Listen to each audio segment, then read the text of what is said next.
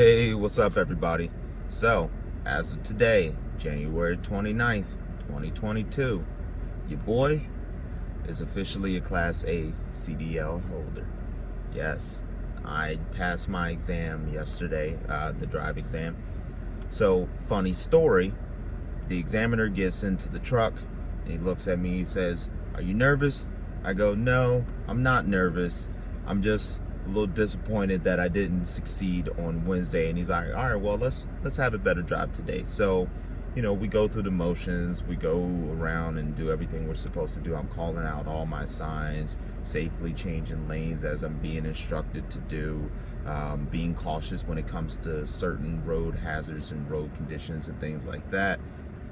Everything went smooth. Then we get back to the pad and I pull the brakes, I got a neutral, pull the brakes, and I look at him and I say, "How did I do?" And he gives me this look and I'm like, "Oh man, what did I do now?" And he goes, "I want you to read this line real quick."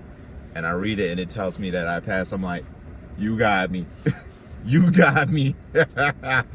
He goes, "I don't know what you did on Wednesday, but this was the best drive I've been on all week." I needed that. I was very much appreciative of that comment because I'm not gonna front, I was real hard on myself on Wednesday about that. It wasn't so much that I failed, it was that I know I have better judgment than what took place. And I have a very high standard that I hold myself to. I always have, regardless of what I'm doing. So I tend to be a little difficult and hard on myself from time to time. And that's something that I need to get out of, but I still need to hold myself to a higher standard, but not be so hard on myself if I don't reach the standard. Learn from it. And that's what I did. What took place on Wednesday, I really sat and thought about it and talked to my instructor and a couple of other individuals, that some of the other instructors that were out on the pad, and I really had to think about the scenario and what took place and why the examiner thought what they thought. And once I did that, it did make a lot of sense.